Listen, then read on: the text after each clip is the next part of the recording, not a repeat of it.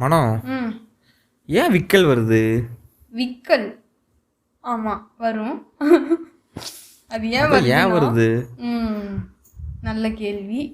விக்கல் ஏன் வருதுன்னா ரொம்ப நாள் ஆச்சு நான் படிச்சிருக்கேன் ஒரு டைம்.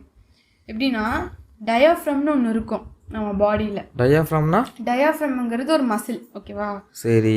நம்ம செஸ்ட்டையும் அப்டமனையும் கனெக்ட்னு சொல்ல முடியாது, பிரிக்கிற ஒரு மசில்னு வச்சுக்கலாம். அது எங்க இருக்கும்? அது வயிற்றுக்குள்ள இருக்கும், நம்ம பாடிக்குள்ள இருக்கும். சரி சரி சரி. ஓகே, அது வந்துட்டு பிரிக்கிற ஒரு மசில் தான் டயாஃப்ரம். இப்போ எப்படி நம்மளுக்கு தசை பிடிப்பு வருது, அந்த மாதிரி டயாஃப்ரம்ல வந்துட்டு ஒரு தசை பிடிப்பு மாதிரி வரும். அது மாதிரி அதுக்கு பேரு இன்வாலன்டரி கான்ட்ராக்ஷன் அப்படின்னு சொல்லுவாங்க. அப்படின்னா அதுதான் தசை பிடிப்பு. சரி சரி.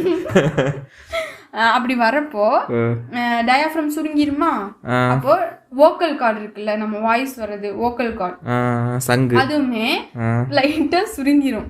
சரி, ஓகேவா? அது மூலியமா தான் அப்ப அந்த வோக்கல் அந்த இதுவுமே சுருங்கிருமா, அப்ப வாய்ஸ் வர்றது ஒரு மாதிரி டிஃப்ரெண்டா வரும்ல, அந்த வோக்கல் கார்டுல இருந்து வர்றது. அதுதான் வந்துட்டு அந்த ஹிக்கப், விக்கல். விக்கலுக்கு இன்னொரு பேர் இங்கிலீஷ்ல, இந்த விக்கலுக்கு பேர் வந்துட்டு ஹிக்கப்ஸ் அப்படின்னு சொல்லி சொல்லுவாங்க. சரி சரி சரி சரி. ஸோ அந்த வோக்கல் கார்டு வந்துட்டு இப்படி பிரீஃப், அதுவுமே ஒரு அளவுக்கு சுருங்கும், டயாஃப்ரம் சுருங்குறங்காட்டி. அப்ப அப்படி சுருங்குறப்ப நம்மளுக்கு விக்கலா வரும். ஓ, அப்ப யாரும் நினைக்கிறனால விக்கல் வர்றதில்ல? இல்ல இல்ல இல்ல, அப்படின்னு வச்சுக்கலாம். இப்ப எங்க அம்மா அப்பா தாத்தா பாட்டி நினைக்கிறனால வர்றதில்ல. யாராவது உங்களை நினைச்சா வேணா அந்த தசை பிடிப்பு வரலாம். ஓ சரி. அப்படி வேணா கனெக்ஷன் இருக்குமோ என்னமோ, ஆனா விக்கல் இதனால தான் வருது. சரி சரி சரி சரி. எப்படி நிறுத்த விக்கல? விக்கலா தண்ணி குடின்னு சொல்லுவாங்கல்ல. தண்ணி குடிச்சா போதுமா? தண்ணி குடிச்சாலும் நிக்காது சில பேர்த்துக்கு. அது என்னன்னா, நம்ம ஒரு பேக் இருக்கு, ஒரு ஹாஸ்பிடல்ல கூட போயிருக்காங்களா நிறைய பேர், விக்கல் நிக்காம இருக்கலாம். அது வந்துட்டு அதுக்குன்னு மெடிக்கல் ட்ரீட்மெண்ட்லாம் பெருசா இல்லைன்னு நினைக்கிறேன். அந்த பேப்பர் பேக் இருக்குல்ல, இப்படி உள்ள வச்சு மூச்சு விடணும், பிரீத் பண்ணணும், அது ஒண்ணு.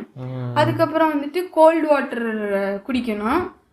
அப்புறம் இன்னொன்னு வந்துட்டு கோல்டு வாட்டர் குடிச்சா எப்படி நிக்கும்? கோல்டு வாட்டர் குடிச்சா வந்துட்டு எப்படி நிக்கும்னா, இப்போ தண்ணி குடிக்கிறோமா, ஐஸ் வாட்டர் நீ சொல்றது, கோல்டு ஐஸ் வாட்டர் குடிக்கிற அளவுக்குன்னா கோல்டு வாட்டர்.